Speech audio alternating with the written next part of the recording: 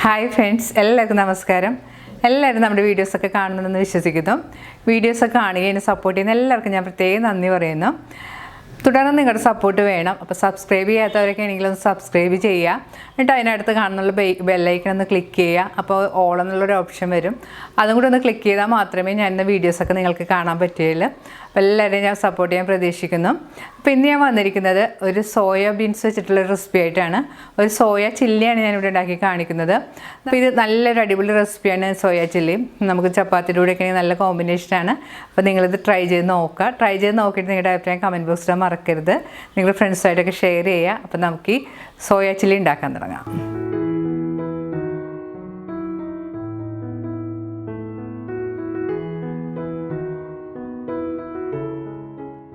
ആദ്യം soya chunks നമുക്കൊന്ന് വേവിച്ചെടുക്കണം. ഞാനിവിടെ ചെയ്യുന്ന മെത്തേഡ് ഞാൻ കുക്കറിൽ വെച്ചിട്ടാണ് ഇത് വേവിക്കുന്നത്. കുക്കറിൽ തന്നെ വെച്ച് വേവിക്കണമെന്ന് നിർബന്ധമൊന്നുമില്ല.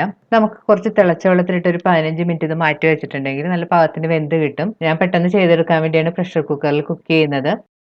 സോയ ചങ്ക്സ് ഞാനിവിടെ പ്രഷർ കുക്കറിലേക്ക് ഇട്ട് കൊടുത്തിട്ടുണ്ട്. ഞാനിവിടെ എടുത്തിരിക്കുന്ന 125 ഗ്രാമിൻ്റെ ഒരു പാക്കറ്റ് സോയ ചങ്ക്സ് ആണ്. ഇതിലേക്ക് മുങ്ങാൻ പാകത്തിന് വെള്ളം ഒഴിച്ചു കൊടുക്കണം. ഇതിലേക്ക് പാകത്തിനുള്ള ഉപ്പുപൊടിയും കൂടി ഇട്ടിട്ടൊന്ന് കുക്കർ മൂടി ഇത് വേവിച്ചെടുക്കാം.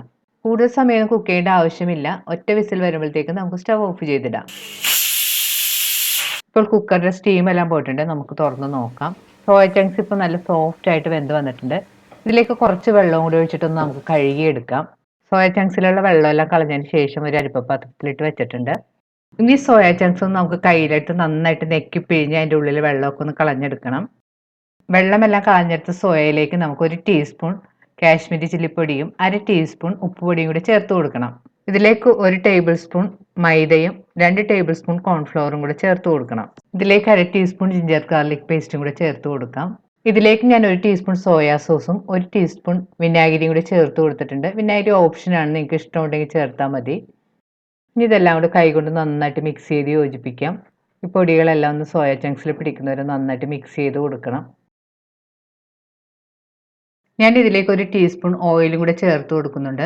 പിന്നെ ഓയിൽ ചേർത്ത് കൊടുക്കുമ്പോഴത്തേക്കും സോയ ചങ്ക്സ് ഒട്ടിപ്പിടിക്കാതെ ഓരോന്നായിട്ട് നമുക്ക് വിട്ട് കിട്ടും. അപ്പോൾ വറുത്തെടുക്കുമ്പോഴത്തേക്കും ഓരോന്നായിട്ട് നമുക്ക് ഇട്ട് കൊടുക്കാൻ എളുപ്പമായിരിക്കും. അപ്പോൾ ഇതെല്ലാം കൂടെ നന്നായിട്ട് മിക്സ് ചെയ്തെടുത്തിട്ടുണ്ട്. ഇനി നമുക്കിതൊരു 10 മിനിറ്റ് മാറ്റി വെക്കാം. 10 മിനിറ്റിന് ശേഷം നമുക്കിത് വറുത്തെടുക്കണം. അതിനായിട്ട് ഞാനിവിടെ ഒരു നോൺ സ്റ്റിക്ക് പാൻ ചൂടാക്കാൻ വെച്ചിട്ടുണ്ട്.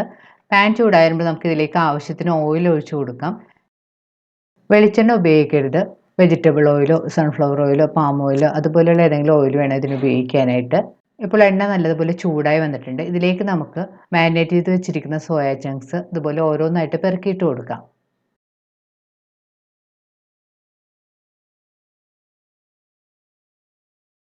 സോയ ചങ്ക്സ് ഇട്ടതിന് ശേഷം സ്റ്റവ് ഒരു മീഡിയം ഫ്ലെയിമിൽ വെച്ച് വേണം വറുത്തെടുക്കാനായിട്ട്. 2-3 മിനിറ്റ് ആകുമ്പോഴത്തേക്ക് ഒരു സൈഡ് മൂത്തിട്ടുണ്ടാവും. അപ്പോൾ നമുക്ക് തിരിച്ചിടാം. ഇപ്പോൾ സോയ ചങ്ക്സ് വറുക്കാൻ വെച്ചിട്ട് ഒരു 6 മിനിറ്റ് ഒക്കെ ആയിട്ടുണ്ട്. ഇപ്പോൾ 2 സൈഡ് നല്ല ബ്രൗൺ കളറൊക്കെ വന്നിട്ടുണ്ട്. ഇനി നമുക്കിത് കോരി മാറ്റാം.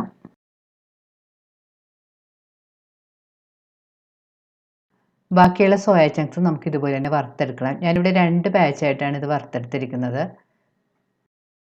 ഇനി ഇതിനുള്ള ഗ്രേവി ഉണ്ടാക്കാൻ തുടങ്ങാം. അതിനായിട്ട് ഞാൻ സോയ ചങ്ക്സ് വറുത്ത എണ്ണ തന്നെയാണ് എടുത്തിരിക്കുന്നത്. എണ്ണയിൽ നിന്ന് കുറച്ച് മാറ്റിയിട്ട് ഏകദേശം ഒരു 3 ടേബിൾ സ്പൂൺ എണ്ണയാണ് ഞാൻ ഇതിനായിട്ട് ഉപയോഗിച്ചിരിക്കുന്നത്.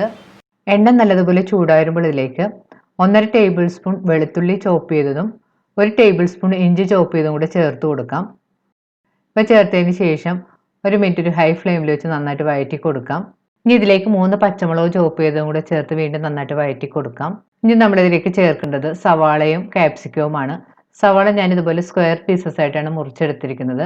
സ്ക്വയറായിട്ട് മുറിച്ചതിന് ശേഷം ഒരേ ഇതളായിട്ട് അടർത്തിയെടുത്തിട്ടുണ്ട്. അതുപോലെ തന്നെ കാപ്സിക്കം സ്ക്വയർ പീസസ് ആയിട്ടാണ് മുറിച്ചെടുത്തിരിക്കുന്നത്. ഇവ രണ്ടും ചേർത്തൊരു 5 മിനിറ്റ് നന്നായിട്ട് വഴറ്റി കൊടുക്കണം.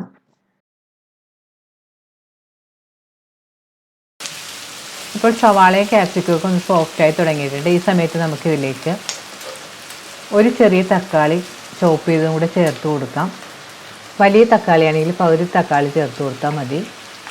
ഇതിലേക്കൊരു 1/4 കപ്പ് സ്പ്രിംഗ് അണിയൻ അരിഞ്ഞതും കൂടെ ചേർത്ത് നന്നായിട്ട് വഴറ്റി കൊടുക്കാം. തക്കാളി ഒന്ന് ഉടഞ്ഞു വരുന്നവർ നന്നായിട്ട് വഴറ്റണം. ഇപ്പോൾ തക്കാളിയൊക്കെ നന്നായിട്ട് ഉടഞ്ഞു തുടങ്ങിയിട്ടുണ്ട്. ഈ സമയത്ത് നമുക്ക് ഇതിലേക്ക് 1 ടീസ്പൂൺ കാശ്മീരി ചില്ലിപ്പൊടിയും കൂടി ചേർത്ത് നന്നായിട്ട് വഴറ്റി കൊടുക്കാം. കാശ്മീരി ചില്ലിപ്പൊടി ചേർക്കുമ്പോഴത്തേക്കും സോയ ചില്ലിക്ക് ഒരു നല്ല കളറ് കിട്ടും. ഇനി ഇതിലേക്ക് ഒരു 1/4 കപ്പ് ടൊമാറ്റോ സോസ് ചേർത്ത് കൊടുക്കാം.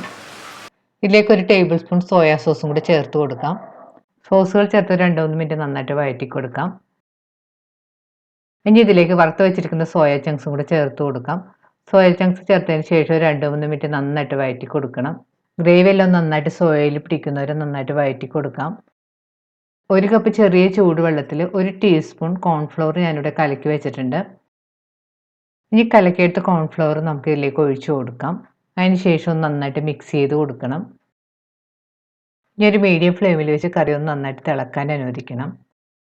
കറി ടേസ്റ്റ് ചെയ്ത് നോക്കിയിട്ട് സോസൊക്കെ ആവശ്യമുണ്ടെങ്കിൽ ചേർത്ത് കൊടുക്കണം.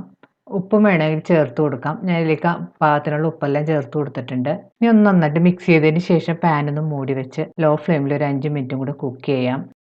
ഇപ്പോൾ പാൻ മൂടി വെച്ചിട്ട് 5 മിനിറ്റ് എല്ലാം കഴിഞ്ഞിട്ടുണ്ട്. കറിയെല്ലാം നന്നായിട്ട് കുറുകി വന്നിട്ടുണ്ട്. നന്നായിട്ട് മിക്സ് ചെയ്ത് കൊടുക്കാം. അതിന് ശേഷം നമുക്ക് സ്റ്റവ് ഓഫ് ചെയ്യാം. ഇപ്പോൾ വളരെ രുചികരമായ സോയ ചില്ലി റെഡി ആയിട്ടുണ്ട്. ഇത് നമുക്ക് ചൂടോടെ തന്നെ പൊറോട്ട, ചപ്പാത്തി, ഇവിടെയൊക്കെ നല്ല കോമ്പിനേഷനാണ്. വളരെ ഈസി ആയിട്ട് നല്ല ടേസ്റ്റി ആയിട്ട് ചെയ്തെടുക്കാൻ പറ്റുന്ന ഒരു റെസിപ്പിയാണിത്.